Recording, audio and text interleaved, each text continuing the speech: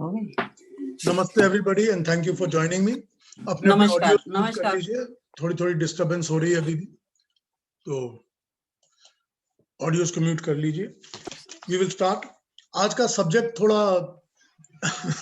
थोड़ा सा डीप और कॉम्प्लिकेटेड है, इसको समझना पड़ेगा। मैं कोशिश करूंगा कि इसको बहुत सिंप्लीफाई करके प्रेजेंट कर सकूं, लेकिन मैं ये समझता हूं आज, क्योंकि ये कॉन्सेप्ट पूरा साइंटिफिक है और out of the general perceptions है, मतलब हम आमतौर पे इसके बारे में बातें नहीं करते या पढ़ते नहीं या सुनते नहीं, तो ये हमारे आमतौर के जीवन में चीजें नहीं आती। मुझे ये लग रहा है कि मैं जो इसके ऊपर बात करूंगा, आप लोग कभी भी बीच में ऑन करके मुझसे प्रश्न पूछ लीजिए, ताकि मैं क्लैरिफाई कर सकूं कॉन्सेप्ट्स को भी और जो बातें करूंगा उनको भी, ताकि आप समझ सकें। ऐसा नहीं हो कि समझे नहीं, क्योंकि नहीं समझेंगे तो चीज छूट जाएगी। ये बहुत ज्यादा साइंटिफिकली कॉम्प्लिकेटेड सब्जेक्ट है, पर इस पे बाकियों की क्रिएशन पे बात करता है, और क्रिएशन पर ये बात ये करता है कि इसके काफी प्रोग्रेस होने के बाद तक, जब तक पंच महाभूत बन नहीं जाते, तब तक मॉडर्न साइंस इस चीज को नहीं समझ सकता, और क्योंकि वो नहीं समझ सकता, वो इसके बारे में कुछ नहीं बताता। तो हमको ये सारा ज्ञान वेदों से मिलता है, भारतीय मनीषी से मिलता है, तो हम उसी की बात करेंगे जब तक नहीं हम उस पर पहुंच जाते जहां पर मॉडर्न साइंस है। तो जो भी प्रश्न होंगे उसको जरूर मुझसे पूछ लीजिए, जरूर। अब कॉन्सेप्ट्स को समझना शुरू करते हैं कि कैसे क्या होता है। एक बहुत बड़ा मतलब एक जैसा चार्ट पेपर होता है ना, जो स्कूल में कॉलेज में हम लोग यूज करते हैं फॉर मेकिंग सम प्रोजेक्ट्स और व्हाटएवर हम लोग करते हैं, चार्ट पेपर जो बोर्ड ब्लैक बोर्ड की तरह ऊपर हम लगा दिया करते हैं। तो एक चार्ट पेपर लगा लीजिए अपने सामने, और उस चार्ट पेपर के 4 भाग कर लीजिए, लाइन ड्रॉ करके, एक ऊपर से नीचे और एक दाएं से बाएं लाइन खींच लीजिए, तो 4 स्क्वायर तैयार हो गए। ठीक है।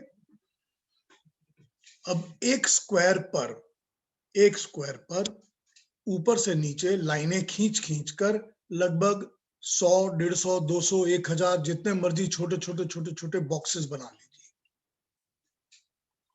राइट, कंसेप्ट अभी तक साफ है। ये जो एक स्क्वायर है जिस पर हम बनाना शुरू कर रहे हैं, वो एक square active creation part of the whole विश्व जिसको हम कहते हैं, वो है। बाकी के 3 पार्ट खाली हैं। ये इस पूरे चार्ट को, ये जो चारों पार्ट हैं, इसको हम व्योम कहते हैं, इसको हम कहते हैं व्योम। ठीक, इसका इंग्लिश में कोई नाम नहीं है, क्योंकि उनके पास ये कॉन्सेप्ट ही नहीं है। अब इन व्योम में हमने ये पढ़ा है, और करीब 4-5 जगह अलग अलग पढ़ा है कि परमात्मा जो है वो एक भाग में सृष्टि करते हैं, 3 भाग खाली पड़े हैं। लेकिन ये सारे व्योम में, सारे के सारे व्योम में, जहां सृष्टि हो रही है और जहां नहीं हो रही, सारे के सारे व्योम में एक चीज है, यानी कि 3 चीजें हैं, मगर एक चीज है जो कि परमानेंटली हर जगह हर वक्त मौजूद है। ठीक है, वो व्योम का पार्ट ऑफ पार्सल है, part and parcel of the व्योम। उसको हम कहते हैं मूल प्रकृति, आदि प्रकृति, मूल प्रकृति। ठीक है, ये हर जगह मौजूद है, और हर जगह परमात्मा भी मौजूद है। करेक्ट। सो परमात्मा और प्रकृति हर जगह हमेशा मौजूद है। प्रकृति, मूल प्रकृति, मूल प्रकृति के कैसे रूप फॉर्म है वो बताऊंगा अभी थोड़ी देर में। तो उनको समझ लीजिए कि वो हर जगह, हर व्योम में, हर जगह पूरे व्योम में वो मौजूद है। हाँ, जीवात्मा जो है वो भी मौजूद रहती हैं, लेकिन जीवात्मा को जो है, ये जो एक स्क्वायर है जिस पे काम चल रहा है, उसी स्क्वायर के ऊपर लाके जीवात्माओं को कॉन्सेंट्रेटेड किया जाता है। ओके। अब कार्य शुरू होने के लिए ये जरूरी होता है कि जो परमात्मा है वो अपनी इच्छा से कार्य स्टार्ट करता है। ये एकदम सिंपल साइंस का रूल है, लॉ है, जिसको न्यूटन ने एक्सेप्ट किया हुआ है। कि बिना एक्सटर्नल फोर्स के कोई भी प्रकृति की वस्तु मूवमेंट में नहीं आ सकती। ठीक, एक्सटर्नल जब तक उस पर कोई भी चीज के ऊपर बाहरी फोर्स नहीं लगता तब तक वो गति में नहीं आती। ये ठीक है ना, ये न्यूटन ने भी कहा हुआ है। तो हम ये समझते हैं कि किसी भी वस्तु को, ये परमाणु जो प्रकृति के परमाणु है या जो मूल प्रकृति है, वो किसी भी मूवमेंट में नहीं आ सकती जब तक एक्सटर्नल फोर्स उस पर नहीं लगाई जाती। ठीक है ना, वो एक हम लोग के स्कूल के साइंस के लैब में एक वो उसके साथ लटका के, धागे के साथ लटका के एक छोटा सा बॉल रख दिया जाता था और वो इधर से लगाते थे धक्का तो यूं झूमता रहता था और वो बहुत देर तक घूमता ही रहता था, ऐसे ऐसे चलता रहता था जब तक कि वो स्थिर नहीं हो जाए। जब वो स्थिर हो जाता था तब उसको कहते थे कि ये अब आस्ते आस्ते आस्ते आस्ते अपने पेंडुलम पर आके खड़ा होकर स्थिर हो गया है। फिर उसको किसी ना किसी तरह से एक हल्का सा इधर से झटका लगा दे तो फिर घूमने लग जाता था। आप लोगों ने देखा होगा शायद। ये यही समझाने के लिए बताया गया था कि प्रकृति में कोई भी चीज बिना एक्सटर्नल फोर्स के गति में नहीं आ सकती। बिल्कुल सिंपल प्रिंसिपल।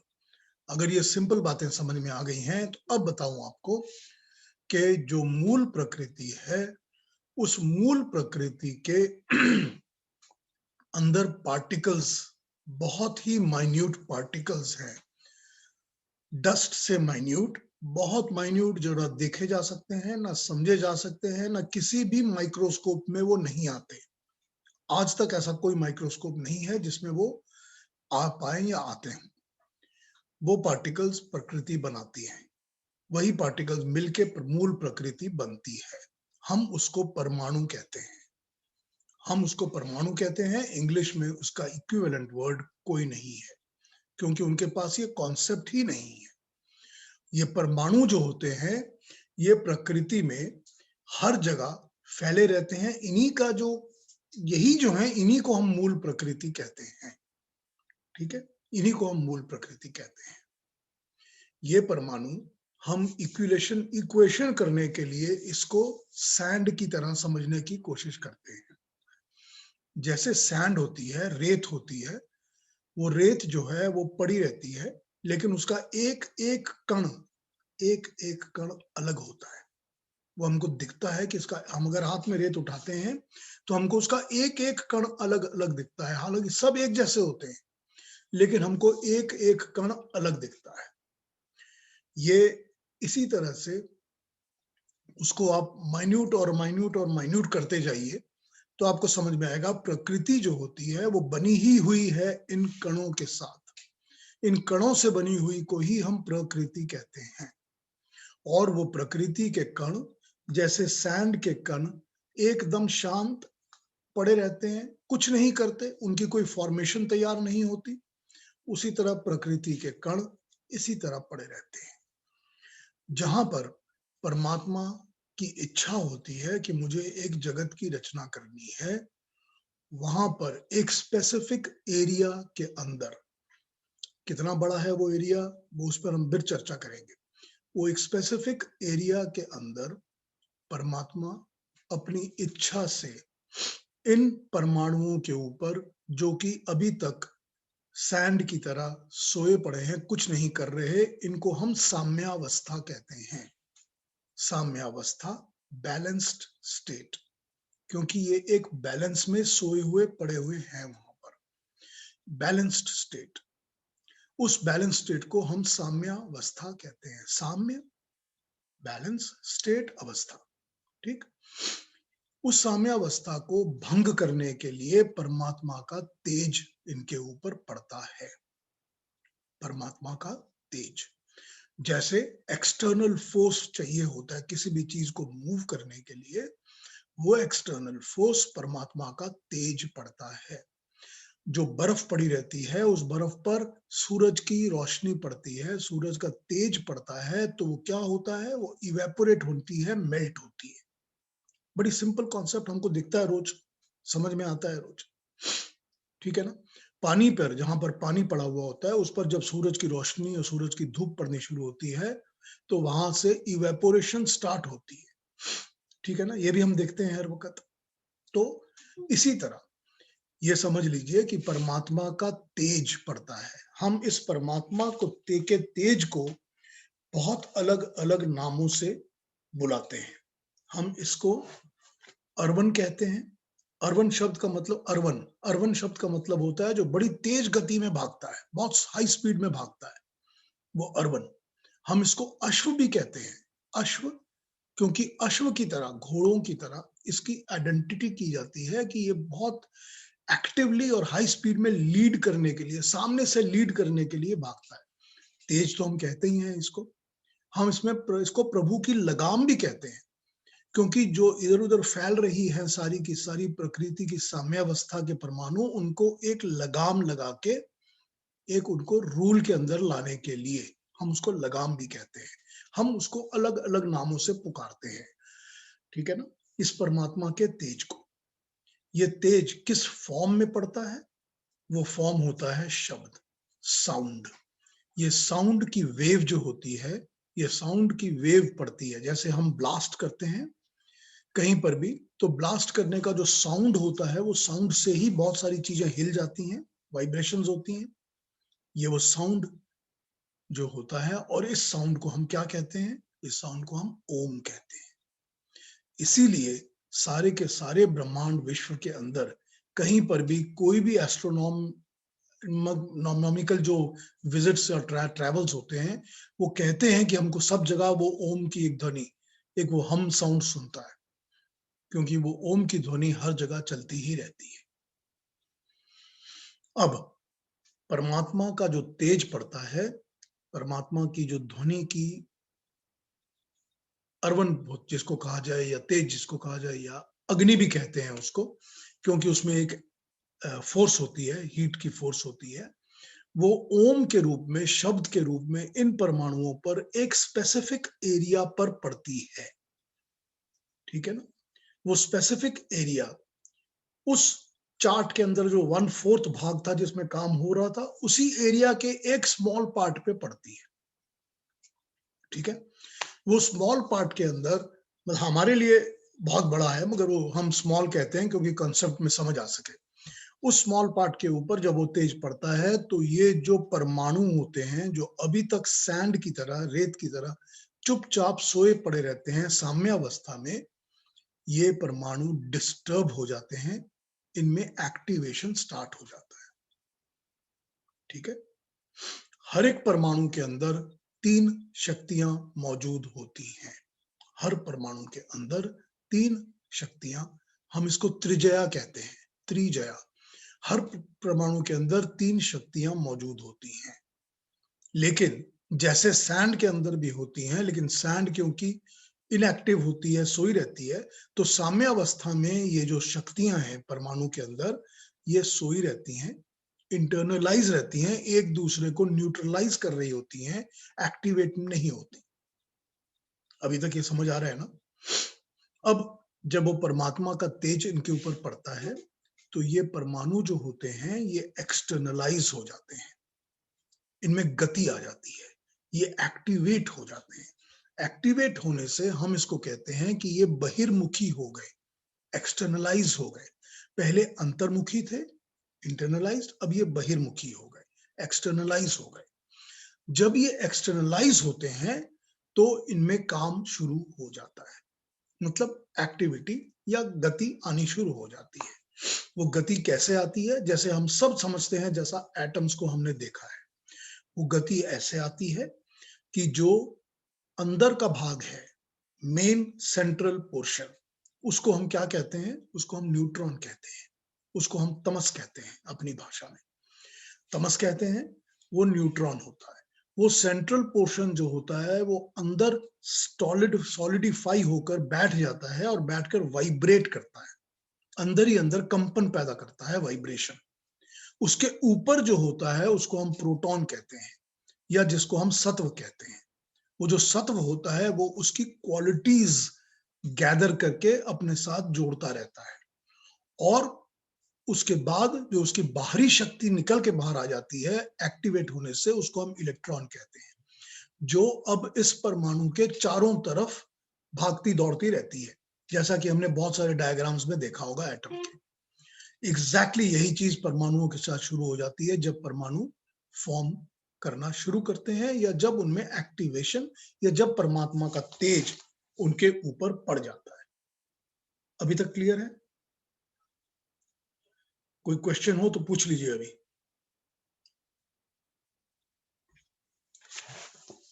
अब इसको यूं समझ लेते हैं कि साम्यावस्था जब रहती है इनएक्टिव, तो सब कुछ सत्व, रजस और तमस, यानी प्रोटॉन, इलेक्ट्रॉन और न्यूट्रॉन, सत्व, रजस, तमस, सोए हुए अंदर इंटरनलाइज बैठे रहते हैं हर एक परमाणु के अंदर, शांत, इनएक्टिव। फर्स्ट स्टेज वो होती है जब ईश्वर इनके ऊपर अपना तेज लगाता है। अब ये क्योंकि एक एरिया है जिस पर ये तेज लगता है और ये काम शुरू होता है, तो हम इसको उस वक्त सेकंड स्टेज को हम कहते हैं महत। महत यानी महान, महान से लिया गया महत, क्योंकि एक बहुत बड़ा, हमारे लिए एक बहुत विशाल एरिया है जिसके ऊपर परमात्मा ने अपना काम शुरू कर दिया है, और वो एरिया एक आइडेंटिटीफाई होकर कि बस इसी एरिया में काम हो रहा है, वो अपना काम शुरू कर देता है, तो हम उस चीज को महत कहते हैं। करेक्ट? ये महत जो होता है, जब ये फॉर्मेशंस में बाद में आता है, तो ये महत is the main source of मन। जो हमारा आपका मन है, जो कि प्रकृति का भी मन है, वो मन सारा इस महत से ही बनता है। महत वो स्टेज जबकि परमाणु एक्टिवेट हो गए और होकर एक्सटर्नलाइज हो गए और उनकी शक्तियां बाहर आके इंटरैक्ट करने लगी, बनने लगी। जब ये परमाणु एक्टिवेट हो जाते हैं, काम करना शुरू करते हैं, और इनमें पावर या शक्ति आनी शुरू होती है वाइब्रेशन से, घूमने से, इलेक्ट्रॉन के, प्रोटॉन के आइडेंटिफाई से, तब हम इनको, इन परमाणुओं को कलेक्टिवली इंद्र कहते हैं। हर वो परमाणु जो चार्ज्ड हो जाता है, एक्टिवेशन में आ जाता है, हम उसको इंद्र कहते हैं। ठीक है, यहां तक क्लैरिफाई। अब ये परमाणु जो है महत के, वो क्या करते हैं कि वो जो नेगेटिव है वो नेगेटिव को खींचता है, जो पॉजिटिव्स हैं वो पॉजिटिव्स को खींचते हैं, इस तरह से एक दूसरे के साथ जुड़ने शुरू हो जाते हैं। उसमें भी जिस किसी के अंदर ये पता होना चाहिए कि नॉर्मली हर एक परमाणु के अंदर equal weight of all three होता है, न्यूट्रॉन का, प्रोटॉन का, इलेक्ट्रॉन का इक्वल वेट होता है। लेकिन कोई कोई चार्ज, कोई कोई आवेश एक्स्ट्रा भी होता है, ज्यादा भी होता है। हम ये सब जानते हैं कि प्रोटॉन और न्यूट्रॉन का जितना एटॉमिक वेट होता है, इलेक्ट्रॉन का उससे 1500 टाइम्स कम होता है। करेक्ट? ये हमें पता है, साइंस में पढ़ा है। तो भी इसको यूं समझ लीजिए कि जो इलेक्ट्रॉन और जो प्रोटॉन और न्यूट्रॉन हैं किसी भी एक परमाणु में, उनके आसपास जो इलेक्ट्रॉन घूम रहा है, चक्कर लगा रहा है, उसका वेट इन न्यूट्रॉन और प्रोटॉन से 1500 टाइम्स कम है। ये बैलेंसिंग होती है किसी भी परमाणु की। वेट और इनके ऊपर मैं थोड़ी देर में आ जाऊंगा, ये भी समझा दूंगा। अब ये जब बैलेंसिंग हो रही है किसी परमाणु की और वो एक्टिवेशन में आ गया है, तो अगर उसके पास, किसी एक परमाणु के पास कोई एक अवशेष एक्स्ट्रा है, तो दूसरा परमाणु अट्रैक्ट करके उसको खींच के अपने में समा लेता है। इससे क्या होता है कि परमाणुओं के झुंड बनने शुरू हो जाते हैं, ग्रुप्स, गुट। अब उन झुंडों को, उन ग्रुप्स को हम आइडेंटिफाई कर लेते हैं कि ये वाला जो झुंड है, ये जो ग्रुप है, ये इलेक्ट्रॉन प्रधान ग्रुप है, ये जो ग्रुप है ये न्यूट्रॉन प्रधान ग्रुप है। इस तरह से हम ग्रुप्स को आइडेंटिफाई करना शुरू करते हैं। जब हम उसको आइडेंटिफाई करते हैं तो हम उसका नाम देते हैं अहंकार। अहंकार का मतलब ही होता है आइडेंटिफाई करना। किसी भी चीज को जब हम आइडेंटिफाई करते हैं, उसकी आइडेंटिटी बनती है, तो हम उसको अहंकार कहते हैं। जो अहंकार है वो भी 3 प्रकार के ही बनने शुरू हो जाते हैं ऑब्वियसली। क्योंकि जो सत्व प्रधान है वो सत्व प्रधान है, जो रजस प्रधान है वो रजस प्रधान है, न्यूट्रॉन इस तरह सत्व प्रधान, प्रोटॉन प्रधान जो मैक्सिमम प्रोटॉन्स के ही गुट बन गए हैं, और जो इलेक्ट्रॉन के गुट बन गए हैं, और जो न्यूट्रॉन के गुट बन गए हैं, परमाणुओं के, ये अहंकार फॉर्म हो गए। यहां तक मॉडर्न साइंस को नहीं पता, they have not reached this stage as yet. अहंकार जब बनने शुरू होते हैं तो वो क्या करते हैं, अहंकारों से, अब इस पर भी मैं बाद में समझाऊंगा जरूर, लेकिन अहंकारों से बनती हैं 10 इंद्रियां, हमारी ज्ञान इंद्री, हमारी कर्म इंद्री, ये 10 इंद्रियां, वैसे ही प्रकृति की इंद्रियां, और अहंकार से बनती हैं 5 तन मात्राएं। तन मात्रा, उसकी डेफिनेशंस और एक्सप्लेनेशन पे मैं आ जाऊंगा थोड़ी देर में।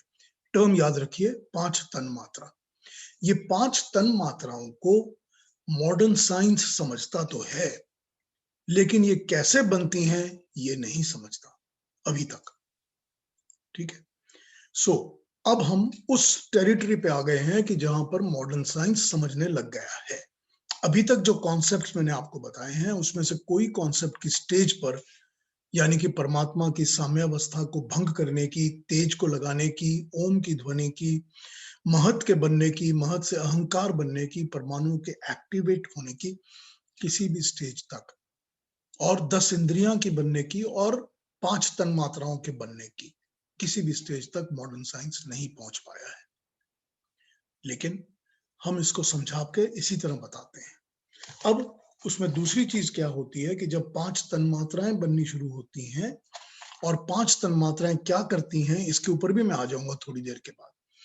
ये जो गुट बने हुए हैं, ये गुट थोड़े बड़े होने शुरू होते हैं, ये एक दूसरे में समा जाते हैं, तो हम इनको परिमंडल कहते हैं। कोई भी परमाणुओं का ग्रुप जो गुट बन गया, झुंड बन गया, और एक आइडेंटिटी आ गई उसके अंदर कि ये सत्व प्रधान है या ये रजस प्रधान है, हम उनको परिमंडल कहते हैं।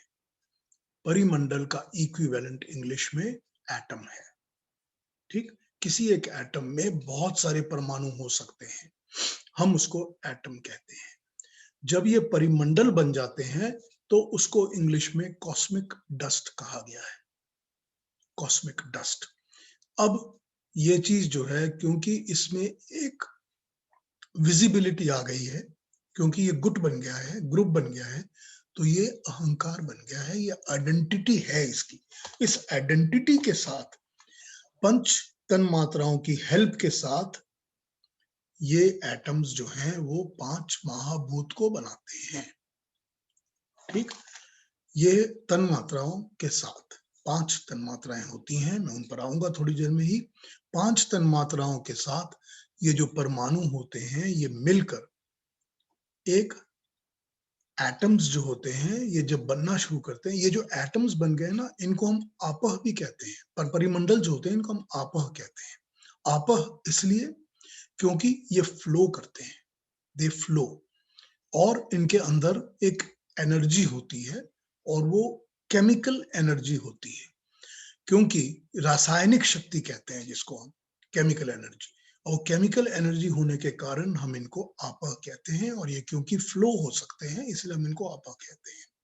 ये जो आपा होते हैं, एटॉमिक पार्टिकल्स भी कह सकते हैं इसको, एटॉमिक पार्टिकल्स, लेकिन जो आपा होते हैं ये सारी सृष्टि को यही आपा बनाते हैं, सारी सृष्टि को, everything that is created is made by these आपा, और यही 5 महाभूतों को बनाते हैं।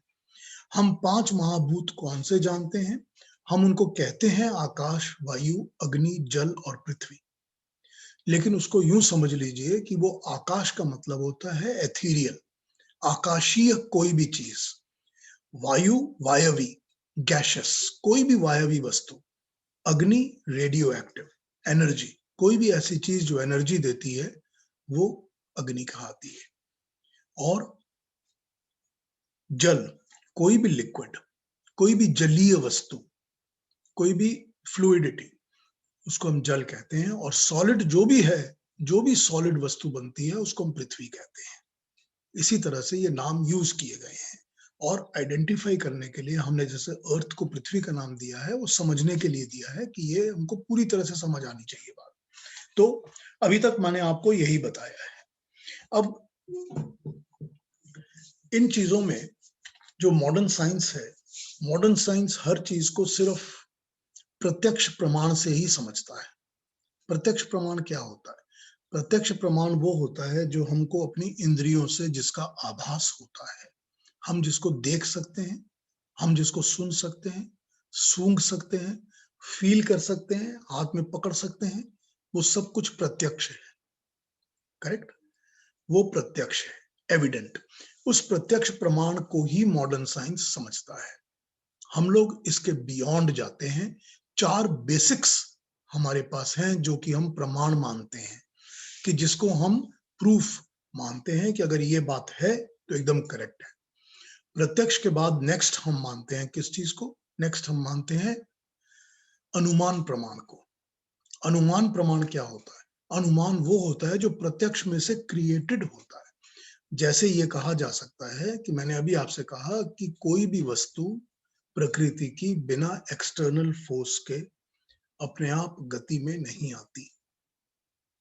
तो अगर कहीं पर गति है तो उसका मतलब क्या है? उसका मतलब है कि कोई ना कोई फोर्स इस पर अप्लाई हुई है। ये अनुमान प्रमाण है। अगर कहीं पर धुआं है तो वो धुआं तभी है जबकि आग कहीं पर लगी है। अगर आग नहीं है तो धुआं नहीं होगा। ये अनुमान प्रमाण है। अगर मैं और आप एक दूसरे से बातें कर रहे हैं और हम जीवित हैं तो इसका मतलब है कि हमारे शरीर के अंदर एक आत्मा नाम का तत्व मौजूद है, क्योंकि वो हमको ना दिखता है ना प्रत्यक्ष होता है, लेकिन ये अनुमान है कि उसके अंदर एक जीवात्मा है, तभी ये इंसान जिंदा है, बातें कर रहा है, हमसे जी रहा है। इसको हम अनुमान प्रमाण कहते हैं। साइंस माने या ना माने, हम इसको अनुमान प्रमाण कहते हैं। सो प्रत्यक्ष प्रमाण, अनुमान प्रमाण। अगला हम मानते हैं उपमान प्रमाण और शब्द प्रमाण। उपमान प्रमाण जो कि धीर पुरुष, ऐसे रिसर्च स्कॉलर्स जिनको हम ऋषि कहते हैं, जो बातें बता गए हैं, उन बातों को समझना, मानना, ये उपमान प्रमाण है। क्योंकि जब कोई भी इस किस्म के लोग, जो लोग की ऋषि होते हैं या ज्ञानी होते हैं, कॉमन बातें 2-3-4 लोगों ने कॉमन बात कर ली है तो फिर वो उपमान प्रमाण हो जाती है। किसी एक के तर्क के ऊपर हम चैलेंज कर सकते हैं, लेकिन जब 8-10-15 ऋषि, अलग अलग लिटरेचर्स, अलग अलग किताबें ये बात कहती हैं तो उसको हम कहते हैं उपमान प्रमाण, कि ये ऋषियों की वाणी है, ये आप्त पुरुषों की वाणी है, ज्ञानी लोगों की वाणी है। हम उसको मान लेते हैं, बिना मतलब के चैलेंज और तर्क नहीं करते हैं। और फाइनली सबसे मुख्य प्रमाण हमारे लिए है शब्द प्रमाण। शब्द प्रमाण मतलब जो वेदों में कहा गया है। अगर ये बात वेदों में कही गई है तो बस it has to be ultimate truth, the final authority, क्योंकि वेद परमात्मा की वाणी है। ये सारी सृष्टि परमात्मा ने बनाई है। जब परमात्मा की ही वाणी इस वस्तु को कहती है कि ये यूं है, तो उसको मानना ही पड़ेगा। बस ये हमारे लिए 4 प्रमाण हैं। हम इन चारों के बेसिस पर हर चीज को मानते हैं। इन चारों के बेसिस पर अभी तक जो मैंने आपको थ्योरीज बताई हैं क्रिएशन की, वो इन चारों के बेसिस पर खरी उतरती हैं, बिल्कुल 100%। ये सारी की सारी बात है। अब थोड़ा आगे बढ़ता हूं और स्पेसिफिक्स पे आना शुरू करता हूं। अभी तक जो मैंने बताया उस पर कोई प्रश्न हो तो पूछ लीजिए, ताकि कोई कंफ्यूजन ना रहे। पूछ लीजिए जो भी पूछना हो, तो मैं आगे बढ़ूंगा। पीयूष जी, जी आपने 10 इंद्रिय के बारे में बताया। जी। कई बार पंचेंद्रिय, 5 इंद्रियों के बारे में हम ज्यादा सुनते रहते हैं, तो 10 इंद्रिय कौन कौन सी है? थोड़ी नहीं, 5 तो ज्ञान इंद्रियां होती हैं और 5 कर्म इंद्रियां होती हैं। ज्ञान इंद्रियां सेंसरी ऑर्गन्स, मतलब टेस्ट, स्मेल, हियरिंग, साइट, ये सब सेंसरी ऑर्गन्स हैं। ठीक है ना?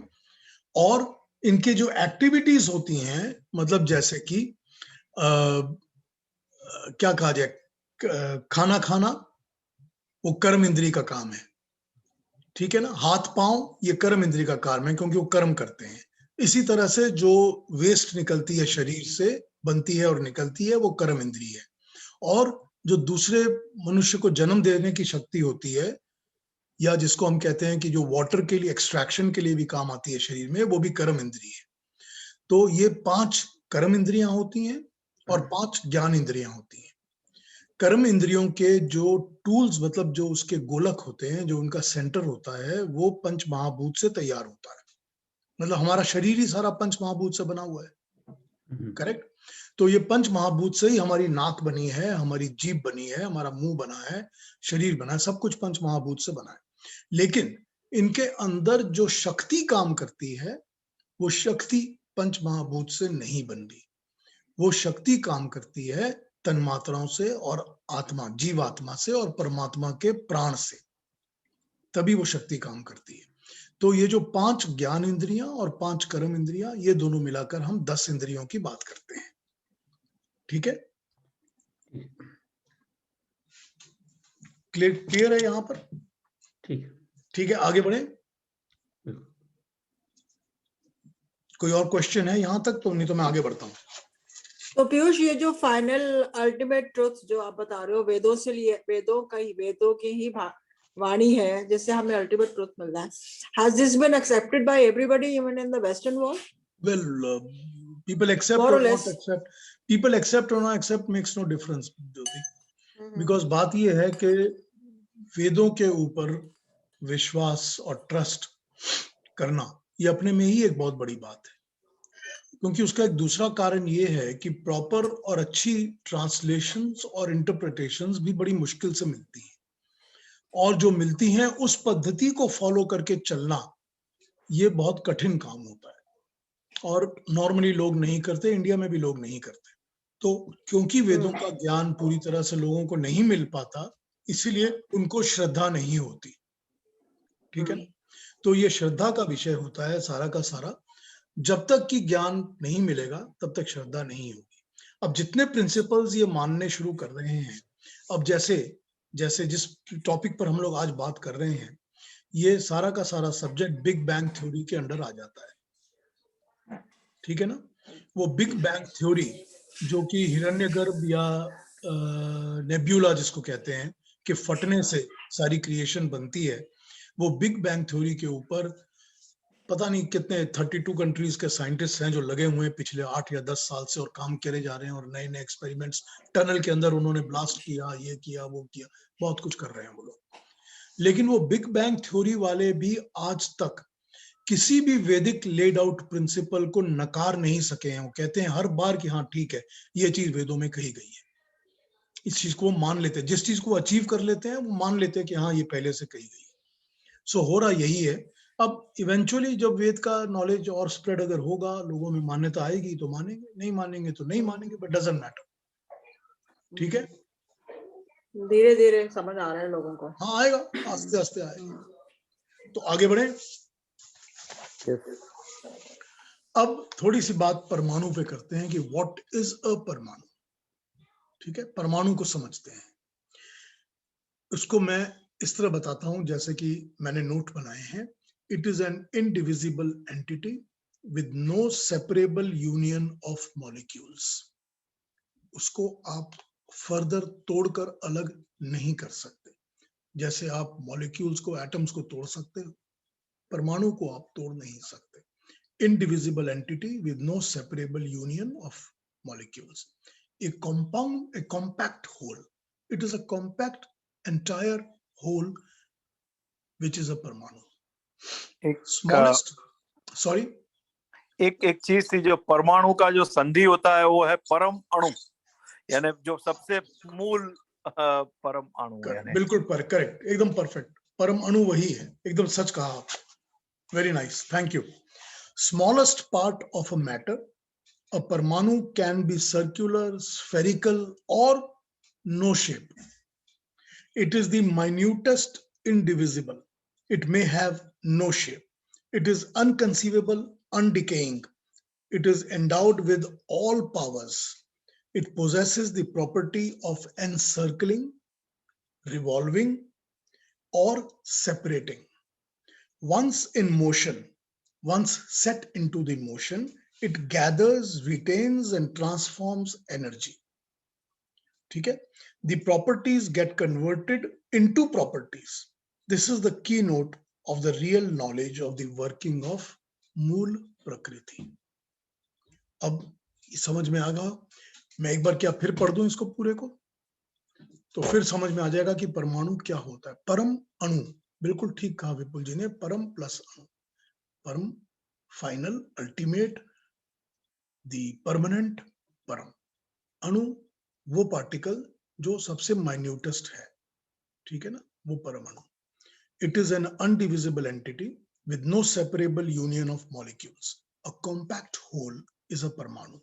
Smallest part of a matter, a parmanu can be circular, spherical, or have no shape.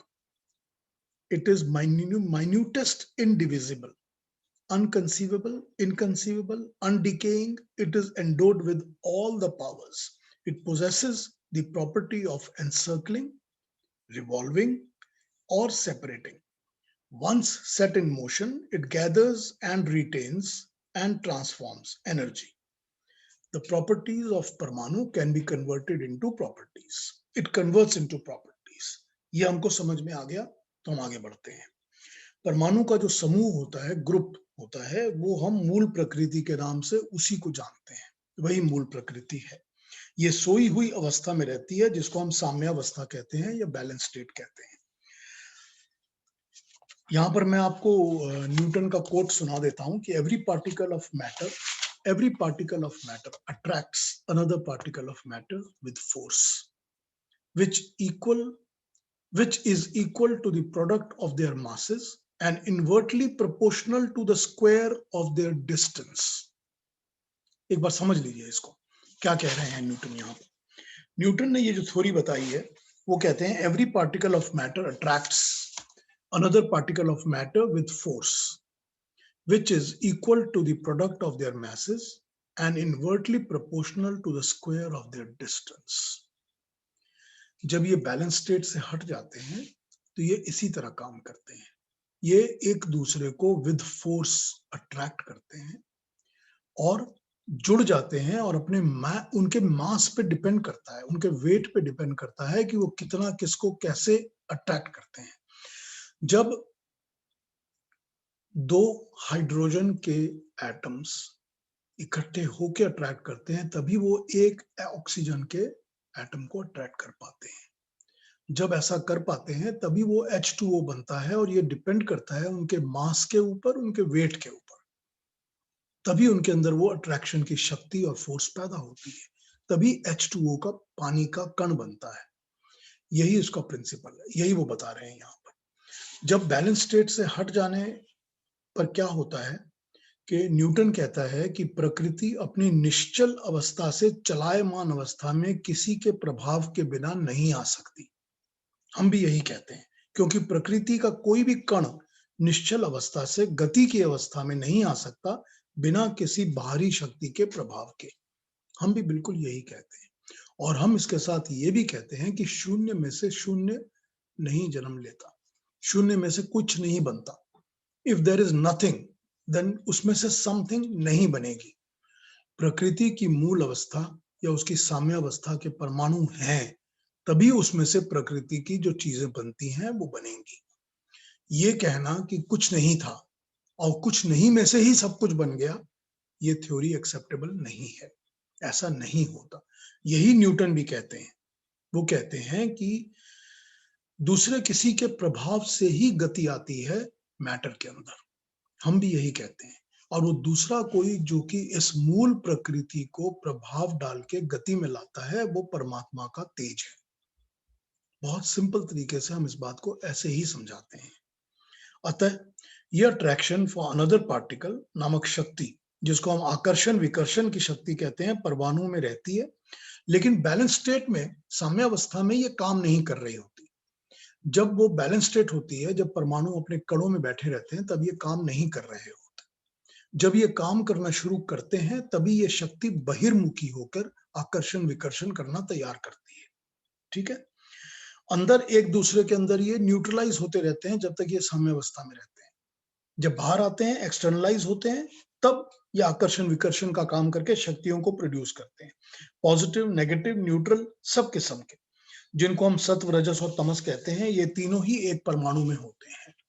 इस स्थिति के चेंज को करने के लिए, साम्यावस्था को भंग करने के लिए एक अति महान शक्ति का प्रयोजन होता है, जो कि अति महान शक्तिमान ही कर सकता है। शक्ति और शक्तिमान दो अलग अलग चीजें हैं, दो अलग अलग पदार्थ हैं। मेरे अंदर जो शक्ति है उसका शक्तिमान तो मैं हूं, तो मैं और मेरी शक्ति ये दो अलग चीजें हैं। इसी तरह से ये जो शक्ति इनके ऊपर चढ़ती है, लगती है, इनको एक्टिवेट करती है, उस शक्ति का काम करने वाला एक शक्तिमान होना बहुत जरूरी है। शक्ति और शक्तिमान को एक नहीं माना जा सकता। शक्ति के अंदर ईक्षण, इच्छा, ये शक्ति, स्वचलन की शक्ति, अपनी मर्जी से काम करने की शक्ति नहीं होती, ये गुण उसमें नहीं होता। शक्ति के अंदर ये गुण नहीं होता कि वो अपनी इच्छा से काम कर सके, अपनी इच्छा से, अपनी मर्जी से काम करे, ये शक्ति के अंदर गुण नहीं होता। ये गुण किसी शक्तिमान के अंदर ही होता है कि मैं इस शक्ति का प्रभाव करूं, यूज करूं। तो ये समझ लेना चाहिए कि प्रकृति पर बाहरी शक्ति जो काम कर रही है वो नंबर 1 परमात्मा की शक्ति है। कोई ज्ञानवान ही जो शक्ति को कंट्रोल करके इन एक्शन लाता है, ये मानना ही पड़ेगा। सो ये साम्यावस्था को हम इनर्ट इनएक्टिव फोर्स कह सकते हैं, इनर्ट इनएक्टिव फोर्स कह सकते हैं इस साम्यावस्था को। केवल अपने ही, और क्योंकि ये साम्यावस्था के कण जो होते हैं, प्रकृति के, मूल प्रकृति के कण, वो अपने को अपने ही धारण किए हुए होते हैं, इसलिए हम स्वधा भी कहते हैं उसको। स्वधा, स्वयं धारण किया हुआ, हम उसको स्वधा कहते हैं, जो कि अपने आप को ही कणों ने पकड़ा हुआ है, धारण किया हुआ है, उनको हम स्वधा कहते हैं। मॉडर्न साइंस ये मानता है कि एंटी मैटर मैटर से टकराता है तो उसमें से गामा रेज निकलनी शुरू होती है। ये तो मानता है ना मॉडर्न साइंस। इसको भी बैक कुछ थोड़ा पीछे ले जाइए, जब परमाणुओं में यही काम होता है कि वो गामा रेज बनाते हैं। इलेक्ट्रॉन किसी नेगेटिव चार्ज, इलेक्ट्रॉन वैसे जो होता है उसको हम समझते हैं कि वो नेगेटिव चार्ज वाला है, वो किसी प्रोटॉन से जब पॉजिटिव चार्ज वाले से, ऑपोजिट चार्ज वाले से टकराता है तो उनमें एक एंटी मैटर पैदा होता है। इसमें भी क्या होता है कि वो वाले इलेक्ट्रॉन्स जो कि नेगेटिव तो होते ही हैं बाय नेचर, लेकिन उनके अंदर पॉजिटिव भी होती है, तभी वो एंटी मैटर बन जाते हैं। और वो वाले प्रोटॉन जो कि पॉजिटिव तो होते हैं लेकिन उनके अंदर एक नेगेटिव चार्ज भी आ जाता है, तभी वो एंटी मैटर बन जाते हैं। एंटी मैटर न्यूट्रॉन्स नहीं बनते, सिर्फ प्रोटॉन इलेक्ट्रॉन बनते हैं। जब ये इस तरह काम करते हैं तो साइंस इनको न्यूट्रिन्स कहता है, ठीक है ना, न्यूट्रिन्स। अब ये मैटर और एंटी मैटर यानी परमाणु और न्यूट्रिन्स जब एक दूसरे से टकराते हैं तो हम उनको, जब जिसको हमने आपको कहा कि आपह बनते हैं, वो इसको ये लोग शायद मीजॉन कहते हैं, मीजॉन पार्टिकल्स, उस नाम से शायद इसको आइडेंटिफाई किया गया है। इनका शेप, साइज, वेट कुछ नहीं होता, बॉडी नहीं होती, सॉलिडिटी नहीं होती, क्योंकि अभी इतने माइन्यूट हैं कि ये काम कर रहे हैं लेकिन इनमें होता कुछ नहीं है। हम इन्हें सलिल कहते हैं। सलिल जब तक ये एक्टिवेट नहीं होते, और जब ये एक्टिवेट हो जाते हैं और फॉर्मेशंस और काम करना शुरू करते हैं, इनके अंदर की शक्तियां जिसको हम इंद्र कहते हैं बाहर निकल के आ जाती हैं, तब उसी सलील को हम अर्णव कहते हैं, उसी सलील को हम अर्णव कहते हैं। ये हमने टर्म्स यूज की हुई हैं, ठीक है जी। अब इस शक्ति को चलाने वाला वो शक्तिमान, हम उसको परमात्मा कहते हैं, क्योंकि वो शक्तिमान है, वो परमात्मा है। यही वो पहली गामा रे है। जब ये आपस में टकराते हैं और एक्टिवेशन शुरू करते हैं तो यही वो पहली गामा रे है। ये गामा रेज जो हैं, हम इसको अग्नि कहते हैं। हम इसका नाम अग्नि देते हैं क्योंकि हर प्रकार की अग्नि यहीं से पैदा होके आती है, ठीक है। और जिस पर ये शक्ति चलाई जाती है उसको हम प्राइमोर्डियल मैटर कहते हैं। समझ आ रहा है ना सारा कुछ? प्राइमोर्डियल मैटर कौन सी है, गामा रेज कैसे बनती हैं जिसको हम अग्नि कहते हैं, और चलाने वाला शक्तिमान कौन है और उसकी शक्ति क्या है, ये सब कुछ हम समझ लेते हैं। अब ये जो मूल प्रकृति है, जिसको मैंने आपको कहा कि हम स्वधा कहते हैं, उसको हम प्रधान भी कहते हैं और उसको हम उपादान भी कहते हैं। और उसके पार्टिकल्स जो बहते हैं, बहने की क्षमता रखते हैं, वो पहली अवस्था में जब वो एक्टिवेट नहीं हुए होते तो सलिल होते हैं, और एक्टिवेट होने के बाद हम उसको अर्णव कहते हैं। जब ये शक्ति, जिसे हम आदि अग्नि कहते हैं, इन सोए हुए इनएक्टिव पे पड़ती है तो एक स्पेसिफिक एरिया होता है और उन सोए हुए इनर्ट परमाणुओं को बहिर्मुखी कर देते हैं, अपने अब तक के अंदर छिपे हुए गुणों को प्रसार करना शुरू करते हैं। ये परमाणु, जो इनके अंदर गुण जो हैं वो छुपे हुए हैं, जो अपने अंदर इनर्ट हैं, वो एक दूसरे के ऊपर एक्सप्रेस होने शुरू हो जाते हैं और ये एक दूसरे को, आसपास के परमाणुओं को अट्रैक्ट करना शुरू करते हैं। ये एक्टिवेटेड परमाणु का एरिया है और एक्टिवेशन बहिर्मुखी होने की प्रक्रिया है।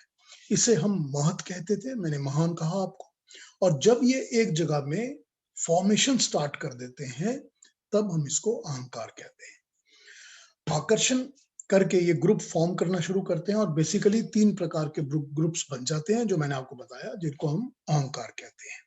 ठीक है, इलेक्ट्रॉन प्रधान ग्रुप, न्यूट्रॉन प्रधान गुट और सत्व प्रधान गुट। जब ये गुट बन जाते हैं, सत्व प्रधान गुट, रजस प्रधान गुट और तमस प्रधान गुट, यानी कि ये परमाणु मिलकर परिमंडल बन जाते हैं, एटम्स बन जाते हैं, तब हम इनका नाम रखते हैं वैकारी, भूतादि और तीसरा तेजस। तेजस, वैकारी और भूतादि। तेजस वो होते हैं जो इलेक्ट्रॉन प्रधान होते हैं, वैकारी वो होते हैं जो प्रोटॉन प्रधान होते हैं, और भूत आदि वो होते हैं जो न्यूट्रॉन प्रधान होते हैं। भूत आदि, भूत शब्द का मतलब ही होता है क्रिएटेड वस्तु। जो भी चीज क्रिएट की गई है उसको हम भूत कहते हैं। भू इन एग्जिस्टेंस, ठीक है, भू मतलब इन एग्जिस्टेंस, द क्रिएटेड। तो जो भी चीज क्रिएटेड होती है उसको हम भूत कहते हैं। भूत आदि इसीलिए कहते हैं क्योंकि क्रिएशंस में जो मास प्रोवाइड की जाती है, जो उसके अंदर वेट, उसके अंदर जो भी बेसिक मटेरियल आता है, वो भूत आदि से आता है, न्यूट्रॉन से आता है, इसीलिए हम उसको भूत आदि कहते हैं। तो सतव रजस तमस की जो शक्तियां हैं, वो शक्तियां जब गुट बनाती हैं, तो गुट बनाने के बाद सतव की शक्ति को हम वैकारी कहते हैं, और तमस की शक्ति को हम भूतादि कहते हैं, और रजस की शक्ति को हम तेजस कहते हैं, क्योंकि वो तेज का काम करते हैं। इनकी आइडेंटिटी बन गई है, इसी अवस्था को हम अहंकार कहते हैं। अहंकार में इनकी सबकी आइडेंटिटी हो गई है। सो अब तक जो समझ में आया है वो, आई होप कि I have been clear enough to make you understand. जब ये 3 ग्रुप्स बनने शुरू होते हैं और जब इन ग्रुप्स के अंदर तन्मात्राओं का असर आता है, अब मैं ऐसा करता हूं कि तन्मात्राओं को आपको एक बार समझा देता हूं कि तन्मात्राएं क्या होती हैं। जब तन्मात्राओं का असर इन ग्रुप्स के अंदर आता है, तो ये ग्रुप्स जो होते हैं, ये अपने आप ही एक पर्टिकुलर टाइप के ग्रुप बन जाते हैं। ठीक है, क्या बन जाते हैं? ये ग्रुप्स बन जाते हैं ऐसे, जो कि जिसके अंदर चार्ज बिल्कुल न्यूट्रल होता है, जिसमें कोई अट्रैक्शन डिस्ट्रैक्शन कुछ नहीं होता, लेकिन वो एक ग्रुप बन जाता है। तो वो ग्रुप बन जाता है, और दूसरा ग्रुप बन जाता है जिसके अंदर की वाइब्रेशन इतनी ज्यादा होती है कि वो छिटक छिटक के बाहर निकलते रहते हैं, कंटेन नहीं होते, वो फैलते रहते हैं हर तरफ। और ऐसे ग्रुप बन जाते हैं जिसके अंदर की लिक्विफाई स्ट्रेंथ ज्यादा होती है। ऐसे ग्रुप बन जाते हैं जिनके अंदर की हीट और रेडियो एक्टिविटीज ज्यादा होती हैं, और ऐसे ग्रुप बन जाते हैं जो कि थोड़े सॉलिड होते हैं। तो इन्हीं को हम आकाश, वायु, अग्नि, जल, पृथ्वी का नाम देते हैं, इन्हीं ग्रुप्स को। अब 1 मिनट के लिए तन्मात्रा समझते हैं, उसके बाद मैं आज पॉज कर दूंगा, फिर कल इस चीज को दोबारा पिक करेंगे। ये 5 तन्मात्राएं क्या होती हैं जो कि इन ग्रुप्स के बनने के साथ साथ बननी शुरू होती है? पहली तन्मात्रा होती है जिसको हम कहते हैं कि परिमंडल के अंतर्गत की तन्मात्रा शक्ति, परिमंडलों के अंतर्गत की शक्ति, जिसको ये कह सकते हैं कि इंटर एटॉमिक पावर। ये वो शक्ति होती है जो कि इलेक्ट्रॉन को बाहर निकाल के किसी भी एक एटम के चारों तरफ घूमने के लिए बाधित कर देती है। ठीक है, जो शक्ति अपने अंदर से इलेक्ट्रॉन को बाहर निकालती है और निकाल कर वो अपने एटम के चारों तरफ, प्रोटॉन और न्यूट्रॉन के चारों तरफ घूमती, चक्कर मारती रहती है, एक्टिवेशन करती है, उसको हम कहते हैं परिमंडल अंतर्गत शक्ति, यानी कि इंटर एटॉमिक शक्ति। नंबर टू होती है वो शक्ति जो कि केमिकल एफिनिटी कही जा सकती, रासायनिक शक्ति, केमिकल एफिनिटी, जो कि एक अणु को दूसरे अणु के साथ अट्रैक्ट करती है या जोड़ती है और कंपाउंड बनाना शुरू करती है। एक गुट का कंपाउंड बनना शुरू होता है, इकट्ठे हो गए कंपाउंड बन जाते हैं। जब ये कंपाउंड्स तभी बनते हैं जब उनके अंदर केमिकल एफिनिटी होती है, तभी ये कंपाउंड बनने शुरू होते हैं। और वो जो केमिकल एफिनिटी की शक्ति कंपाउंड बनाती है, यही दूसरी शक्ति है, दूसरी तन्मात्रा है। तीसरी तन्मात्रा होती है जिसको हम कोहीजन कहते हैं। कोहीजन यानी कि जिसको मॉलिक्यूलर डायनामिक्स भी कहा जा सकता है। कोहीजन की शक्ति होती है जो वाइब्रेशन पैदा करती है। हर एक अणु परमाणु के अंदर जो वाइब्रेशन चलती रहती है वो ये कोहीजन की शक्ति ही पैदा करती है। जिसमें सबसे अधिक वाइब्रेशन होगी लेकिन वो अपने रेडियस के साथ चिपका रहेगा। करेक्ट, जो अपने रेडियस के साथ चिपका रहेगा, चाहे जैसी भी वाइब्रेशन होगी वो सॉलिड बन जाएगा। ठीक है ना। जो अपनी वाइब्रेशन से निकल तो जाएगा क्योंकि उसके अंदर वाइब्रेशन ज्यादा है और वो चिपका नहीं रहेगा रेडियस के साथ, लेकिन वो बहना शुरू हो जाएगा तो वो जलीय हो जाएगा, वाटरी। और जो छिटक कर इधर उधर स्प्रेड हो जाएगा, पूरी तरह से एकदम कंटेन नहीं कर पाएंगे उसको, वो वायु हो जाएगा, वायवी। ये तीसरी शक्ति है। चौथी शक्ति जो एक दूसरे को अट्रैक्ट करती है, यानी कि एक दूसरे का आकर्षण शक्ति करती है, जिसको हम ग्रेविटी कहते हैं, यानी कि भू आकर्षण शक्ति, ग्रेविटी। और पांचवी शक्ति जो है जिसको हम कहते हैं मैग्नेटिक, चुंबकीय, वही जो चिपका के रखती है, जो पकड़ के रखती है, खींच के जकड़ लेती है, वो मैग्नेटिक शक्ति है। ये माना जाता है कि हर एक एटम के अंदर मैग्नेटिक शक्ति होती है। ये माना है ना, साइंस कहता है आज के दिन में कि हर एटम के अंदर मैग्नेटिक शक्ति होती है। हम ये कहते हैं कि हर एक परमाणु के अंदर मैग्नेटिक शक्ति होती है जो कि उस परमाणु को ईशान मुख बनाती है। हम ये मानते हैं। उसका मतलब क्या है? मतलब ये है ईशान मुख, नॉर्थ ईस्ट की तरफ अट्रैक्ट करती है उसको, नॉर्थ ईस्ट की तरफ उसका फेस रहता है हर परमाणु का। यही आज के साइंस का, मॉडर्न साइंस भी मानता है कि एटम के अंदर मैग्नेटिक शक्ति रहती है जो उसको नॉर्थ की तरफ, ईस्ट फेसिंग करके नॉर्थ की तरफ खींचती है। ये मॉडर्न साइंस भी कहता है। तो अब यहाँ तक मैं आज बात करता हूँ कि ये 5 तन्मात्राएं और ये सारे के सारे परमाणु, ये इस तरह की फॉर्मेशंस, इस तरह के ग्रुप्स बनाना शुरू करते हैं। और जब ये बनाना शुरू करते हैं तो यहीं से ये आकाश, वायु, अग्नि, जल, पृथ्वी बनने शुरू होते हैं। और ये फिर आगे कैसे काम करेंगे और इनकी इंडिविजुअल गुण, अपनी अपनी क्वालिटीज, अपनी अपनी इंग्रेडिएंट्स क्या होती हैं, इस पर भी बात करेंगे। फिर अभी तक जो बताया है उस पर अगर कुछ समझ नहीं आया, कोई दोबारा पूछना हो तो मुझे अभी पूछ लीजिए, और अगर आप चाहेंगे तो कल मैं रिपीट भी कर दूंगा।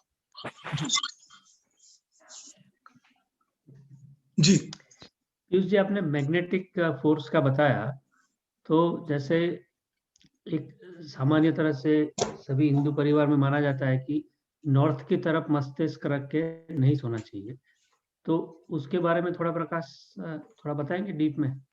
उसका यही कारण है कि क्योंकि वो नॉर्थ ईस्ट में मैग्नेटिक फोर्सेस रहते हैं, वो खींचते रहते हैं अपनी तरफ, तो वो उसका कारण यही है कि उस तरफ अगर आप सोते हैं तो अनअवेयर अवस्था में उस तरफ आपके जो ब्रेन के सेल्स हैं उसको उस तरफ खींचता रहेगा। एक पर्टिकुलर आपकी, एक टिपिकल टाइप की आपकी, क्या कहें उसको, मानसिक स्थिति बननी शुरू हो जाएगी। इसीलिए उसको मना किया जाता है कि मैं नॉर्थ की तरफ या नॉर्थ ईस्ट की तरफ सर करके मत सोइए। उसका कारण यही है। जी आज तो बैक टू स्कूल हो गया पीयूष। सही बात। ऐसा लग रहा है साइंस के क्लास में बैठे हैं। हाँ बिल्कुल, साइंस की क्लास ही तो है ये, तभी हमको पंच महाभूत समझ आएगा ना। ये है तो साइंस की क्लास ही है, वरना तो पंच महाभूत समझ कैसे आएगा। ये हम सर- लोग जो है ना अपनी वैल्यूज जो है वो अभी समझ सकते हैं। ये साइंस तो हम लोग जो पढ़ते हैं वो साइंस ये वेस्टर्नाइज लोगों ने हम लोगों को पढ़ाई, बाकी वेद में तो पूरे पहले साइंस है ही ऑलरेडी, अपने में सारे चीजें लिखी हुई है और सारी चीजें समझाई हुई है। हम लोगों को अभी तक समझना बाकी था। बिल्कुल ठीक बात, सच बात एक है। प्रयास अपना है जो बहुत बढ़िया है। हाँ बिल्कुल ठीक बात है। ये हमारा साइंस जो है ये पहले का बना हुआ डीप है और बहुत पुराना है, तो इसमें Yeah. कोई हमारी- शक नहीं है। हमारी एजुकेशन सिस्टम को रिफॉर्म होना पड़ेगा एक्चुअली टू हाँ बिल्कुल, अंडरस्टैंड बेटर। बिल्कुल होना ही पड़ेगा, यही एक तरीका था। और एटलीस्ट जो अपने बच्चे लोग हैं ना उसको ये अभी अपने जो डिस्कशन होते हैं जी तो अगर जितना भी जो बच्चे लोग समझते हैं और जानते हैं तो at least they will be happy. मेरा हाँ। लड़का तो सुनता है तो ठीक है। He is happy. हाँ ठीक बात है। नहीं होता है लोगों को उसका कमिटमेंट होता है, लेकिन वो ही इज हैप्पी। ठीक बात है। तो कोई और अगर प्रश्न हो तो पूछ लीजिए मेरे से, या फिर उसको बता दीजिए मुझे, तो मैं उसको रिपीट कर दूंगा कल, या मुझे टेक्स्ट कर दीजिए व्हाट्सएप पर, तो आई विल रिपीट। नहीं तो Sure. इसको फिर कल कैरी फॉरवर्ड करेंगे और आगे। श्योर। ठीक है जी। तो अभी के लिए थैंक यू टू एवरीबॉडी। या थैंक जय you Shri for Ram. Joining me, thank you जय for Shri being Ram. With me. इतनी टफ एक उसके अंदर भी, सब्जेक्ट के अंदर भी आप लोग जुड़े रहे साथ। Thank you very much. Thank you. Thank you. Thank you नमस्ते very much. everybody. नमस्कार। Thank you. Thank you, sir. नमस्ते।